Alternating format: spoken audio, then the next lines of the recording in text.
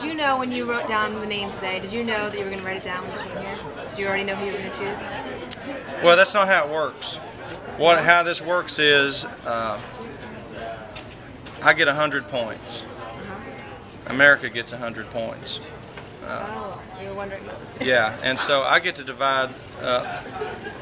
It can be 60-40, 35, it can be 50-50, it can be 0-100, be whatever combination I want, and then that's combined with how America has voted between the two of them.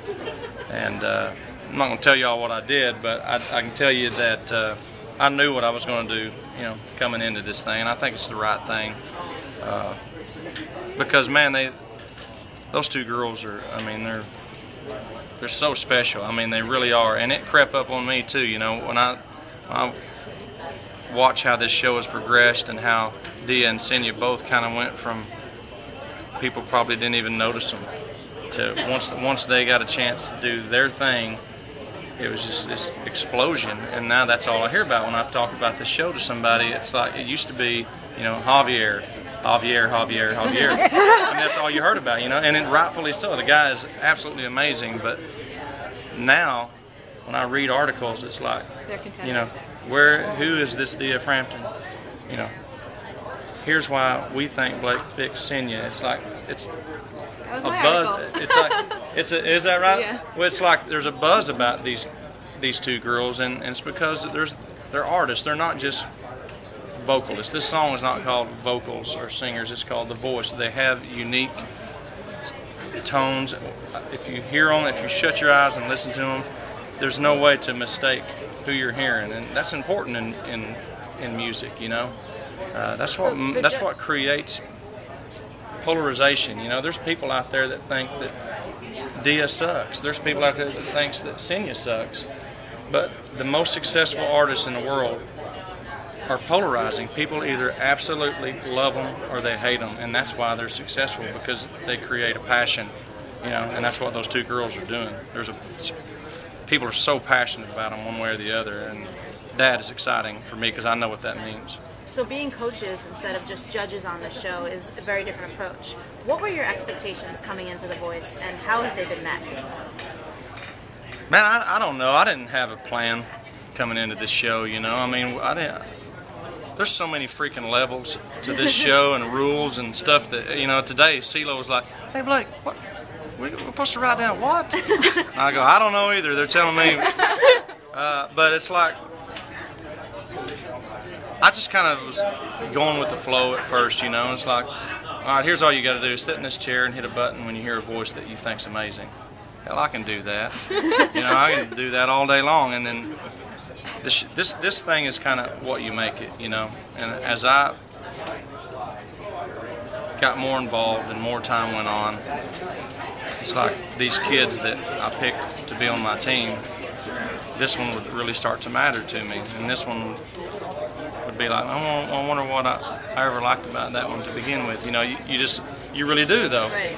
And so until you end up with some people that you've thought so much about and you've had so much contact with them, and you've had arguments, you've had everything you can have in a relationship, next thing you know, it's like, oh my God, I really care about this person. This isn't acting. This isn't a casting thing. This is somebody that I'm in a position to change their life, and it just becomes this reality that's like beyond reality TV. It's something that your heart is into, at least it is for me.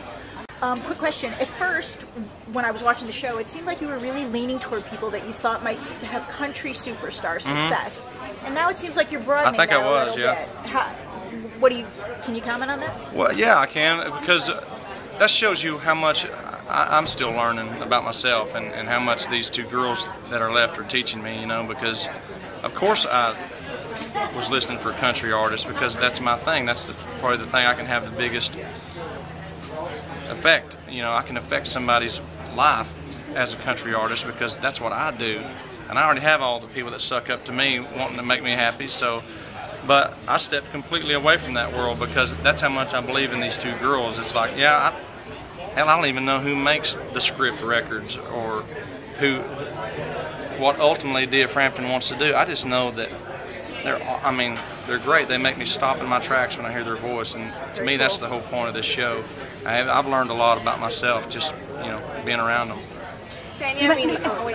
You mentioned that, before it was all Javier, and now it seems really like Team Blake is a serious contender to be the dark horse in this competition. What do you think they need to do to take over and win this whole thing? Man, if I knew that, I would do that to myself. I don't know. There's so much weight on song choice on a show like this. When you buy a record from your favorite artist, you don't always like every song on there. And there's a lot goes into the song choices week by week. And I think from here on out, of course, the egg has been laid now. We'll find out tomorrow which one of the two will go on, but from here on out, I think it's just about picking the right songs that show, not only who they are, but who they are in a way that people want to buy it. Does that make sense? Yeah.